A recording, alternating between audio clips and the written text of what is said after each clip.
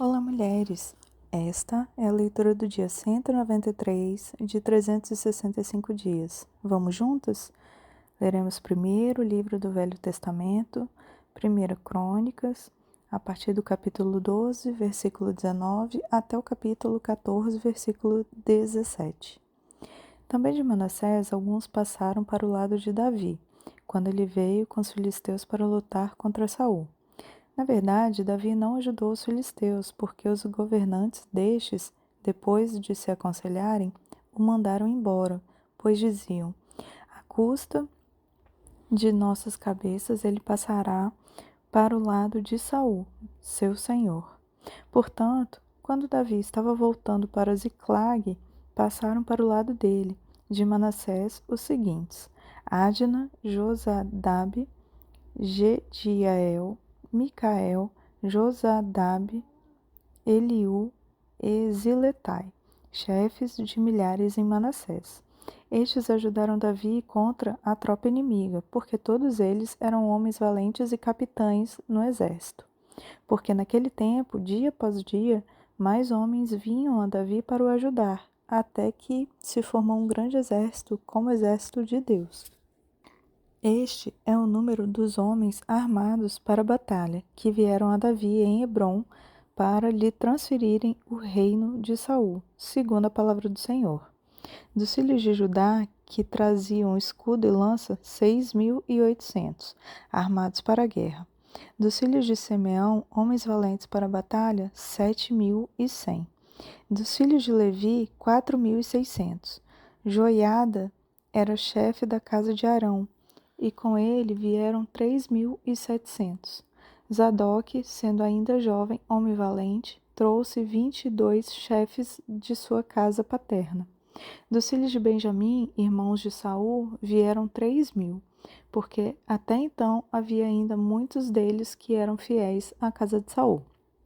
Dos filhos de Efraim, 20.800 homens valentes e de renome na casa de seus pais.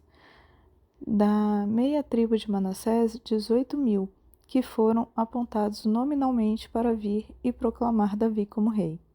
Dos filhos de Issacar, que sabiam discernir o tempo para saberem o que Israel devia fazer, 200 chefes e todos os seus irmãos sob suas ordens. De Zebulon, dos capazes para sair à guerra, providos com todas as armas de guerra, 50.000, treinados para ordenar uma batalha de todo o coração. De Naftali, 1.000 capitães e com eles 37.000 com escudo e lança. Dos danitas, preparados para a batalha, 28.600. De Asser, dos capazes para sair à guerra e prontos para a batalha, 40.000. Do outro lado do Jordão, dos Rubenitas e Gaditas e da meia tribo de Manassés, providos de todo tipo de instrumento de guerra, 120.000. Todos esses homens de guerra, postos em ordem de batalha, vieram a Hebrom, resolvidos a proclamar Davi como rei sobre todo Israel. Também todo o resto de Israel era unânime no propósito de proclamar Davi como rei. Estiveram ali com Davi 3 dias, comendo e bebendo, porque seus irmãos lhe tinham feito provisões. E os vizinhos de mais perto e também os mais distantes, como Issacar, Zebulon e Naftali, trouxeram comida sobre jumentos, sobre camelos, sobre mulas, sobre bois, a saber, provisões de farinha, pasta de figo, cachos de passas, vinho, azeite, bois e ovelhas em abundância, porque havia muita alegria em Israel. Davi consultou os capitães de 1.000 e os capitães de 100 e todos os chefes, então disse a toda a congregação de Israel: se vocês acharem por bem, e se isso for da vontade do Senhor nosso Deus, enviemos depressa mensageiros a todos os nossos outros irmãos em todas as terras de Israel, e aos sacerdotes e aos levitas com eles nas cidades e nos seus arredores, para que se reúnam conosco. E então vamos trazer para o meio de nós a arca, nosso Deus, porque nos dias de Saul não valemos dela. Toda a congregação concordou em fazer assim, porque isso pareceu justo aos olhos de todo o povo. Davi reuniu todo Israel desde Sior, no Egito, até a entrada de Amate, para trazer a arca de Deus de Quiriate-Jearim.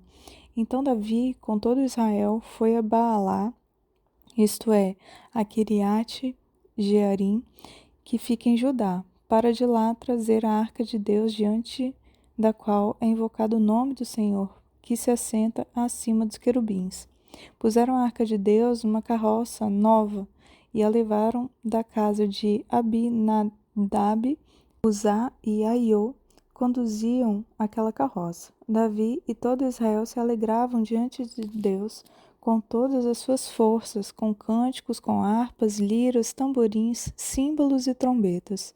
Quando chegaram à eira de Quidom, Uzá estendeu a mão para segurar a arca, porque os bois tropeçaram.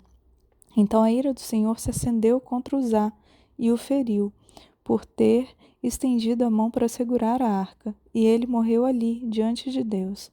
Davi ficou irado, porque o Senhor havia irrompido contra Uzá, e chamou aquele lugar de Pérez-Uzá, até o dia de hoje. Naquele dia, Davi teve medo de Deus e disse: Como poderei trazer a arca de Deus para junto de mim? Por isso, Davi não trouxe a arca para junto de si, para a cidade de Davi, mas fez com que fosse levada para a casa de Obed-Edom, o geteu. Assim, a arca de Deus ficou com a família de Obed-Edom durante 3 meses, e o Senhor abençoou a casa de Obed-Edom e tudo o que ele tinha. Irão, rei de Tiro, enviou a Davi mensageiros, madeira de cedro, pedreiros e carpinteiros para lhe construir um palácio. Então Davi reconheceu que o Senhor o havia confirmado como rei sobre Israel e que tinha exaltado muito o seu reino por amor do seu povo de Israel. Davi tomou ainda mais mulheres em Jerusalém e gerou ainda mais filhos e filhas.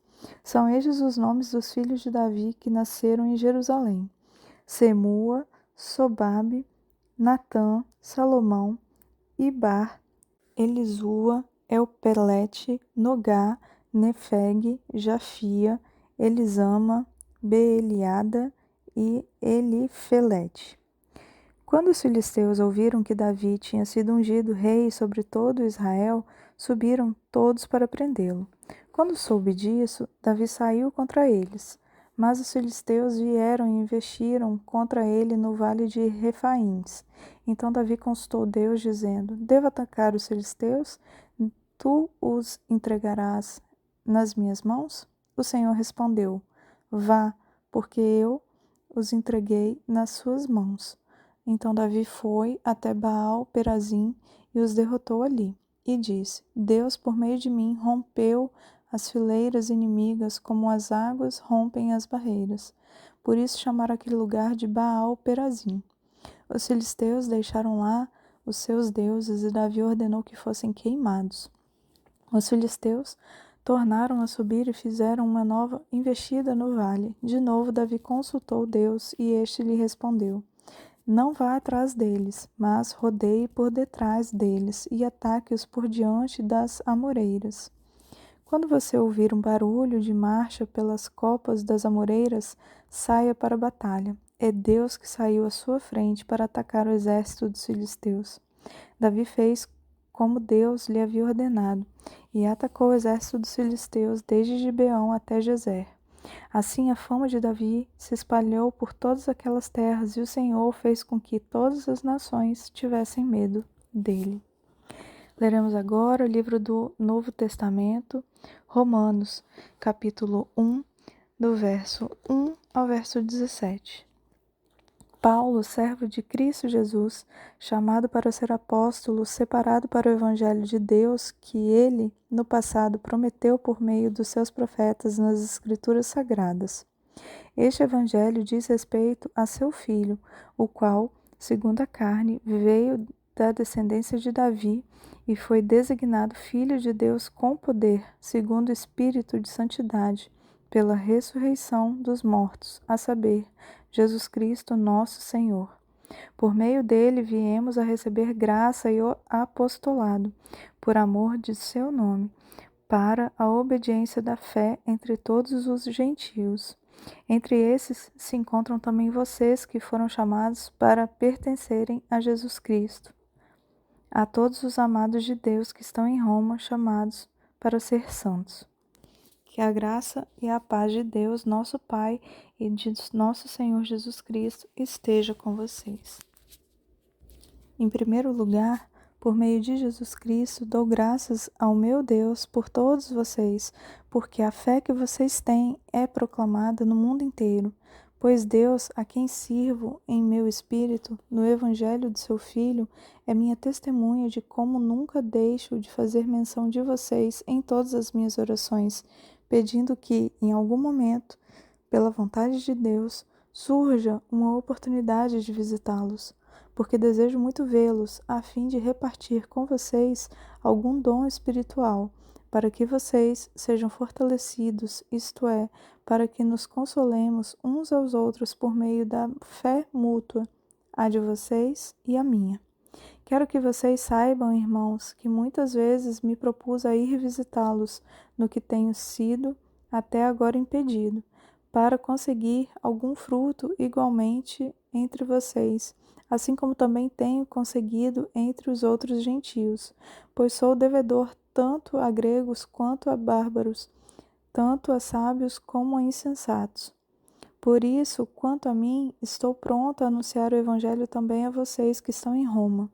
Pois não me envergonho do Evangelho, porque é o poder de Deus para a salvação de todo aquele que crê, primeiro do judeu e também do grego, porque a justiça de Deus se revela no Evangelho, de fé em fé, como está escrito: o justo viverá pela fé.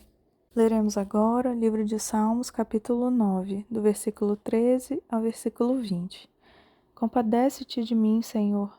Vê a que sofrimentos me reduziram os que me odeiam, tu que me levantas das portas da morte, para que, às portas da filha de Sião, eu proclame todos os teus louvores e me alegre na tua salvação. As nações se afundaram na cova que fizeram, no laço que esconderam, ficou preso o seu pé. O Senhor se dá a conhecer pelo juízo que executa. Os ímpios ficam enredados nas obras das suas próprias mãos. No inferno serão lançados os perversos, todas as nações que se esquecem de Deus. Pois o necessitado não será esquecido para sempre, e a esperança dos aflitos não será frustrada perpetuamente. Levanta-te, Senhor, não deixes que os mortais prevaleçam. Sejam as nações julgadas na tua presença. Infunde-lhes o medo, Senhor. Saibam as nações que não passam de simples mortais. Para finalizar, leremos o livro de Provérbios, capítulo 19, versículos 4 e 5.